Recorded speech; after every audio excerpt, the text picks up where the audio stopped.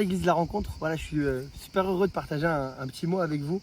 J'avais une pensée à cœur et je vais vous lire un texte très rapidement. Ça se trouve dans Ecclésiaste 7, à partir du verset 1. Et la Bible nous dit: une bonne réputation vaut mieux que le bon parfum. Et le jour de la mort que le jour de la naissance. Mieux vaut aller dans une maison de deuil que d'aller dans une maison de festin, car c'est là la fin de tout homme. Et celui qui vit prend la chose à cœur. Mieux vaut le chagrin que le rire, car avec un visage triste, le cœur peut être content. Et enfin, le cœur des sages est dans la maison de deuil, et le cœur des insensés dans la maison de joie. Mieux vaut entendre la réprimande du sage que d'entendre le chant des insensés. Et en lisant ces quelques mots, j'ai vraiment eu cette pensée à cœur que la vie avec le Seigneur nous invite à inverser toute la logique humaine. Nous, notre pensée, c'est d'aimer les choses de la chair, d'aimer les choses qui nous paraissent intéressantes aux yeux de ce monde. Voilà, une bonne réputation vaut mieux qu'un bon parfum, et le jour de la mort vaut mieux que le jour de la naissance. La logique humaine voudrait que le jour de la naissance soit un jour de joie et le jour de la mort un jour de tristesse. Mais la Bible nous montre que le Seigneur, lui, a une autre logique. Et peut-être qu'en ce moment dans ta vie, tu as des situations, des circonstances où la logique humaine veut te pousser à prendre telle ou telle décision. Et voilà, il faut que tu prennes le courage de prendre la décision que le Seigneur veut mettre dans ton cœur et dans ta vie, la décision que l'Esprit de Dieu va mettre dans ton cœur. Et peut-être que cette décision, elle est complètement inverse à ce que veut le désir de ta chair, à ce que la logique veut.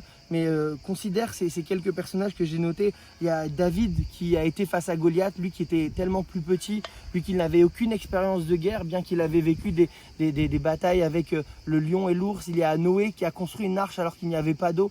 Et pourtant, à chaque fois, ils ont eu la victoire parce que leur confiance n'était pas dans les choses de ce monde, dans les choses de la chair, mais elles étaient en Jésus, elles étaient dans l'Esprit de Dieu, dans Dieu qui est vivant et qui est tout-puissant. Et voilà ce que je veux vraiment t'inviter à faire.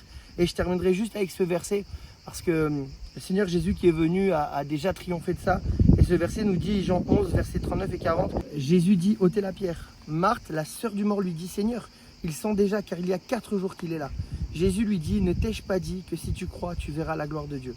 Et voilà, pour ceux qui connaissent ou qui ne connaissent pas le texte, Lazare est mort, le frère de Marthe est mort. Et alors que Lazare est mort, la Bible dit qu'ils sont déjà. Et les circonstances humaines démontrent que Lazare ne peut pas revenir à la vie. Ce n'est pas une guérison. Jésus avait guéri beaucoup de malades, Jésus avait fait énormément de miracles, mais là, l'homme était mort. Même si vous lisez un petit peu le texte juste avant, il semble même que Jésus arrive en retard en fait. Et c'est même presque ce que Marthe est en train de dire. Oh, mais c'est trop tard. Les circonstances ne sont pas bonnes, les circonstances ne sont pas favorables. Lazare est mort, tu es arrivé trop tard, c'est impossible. Mais Jésus lui dit: ne t'ai-je pas dit que si tu crois, tu verras la gloire de Dieu. Frères et sœurs, placez votre foi en Jésus dans toutes les circonstances. Et j'aime à penser que si tu as vraiment la pensée de l'Esprit, la paix sera avec toi. Alors que parfois, peut-être tu seras tenté de prendre une décision qui sera la décision de la chair, qui te paraît être intelligente, mais la paix n'est pas là. Pourquoi? Parce que l'Esprit de Dieu, quand il est avec toi, même si la situation n'est pas bonne, même si cela te semble contraire à la logique, l'Esprit de Dieu, lui, te met la paix dans ton cœur parce que l'Esprit de Dieu va agir et il va changer les circonstances de ta vie. Donc voilà, je t'invite vraiment à croire cette parole. Ne t'ai-je pas dit que si tu crois, tu verras la gloire de Dieu. Crois et tu verras la gloire de Dieu. Voilà, soyez bénis et à bientôt peut-être à l'église de la rencontre.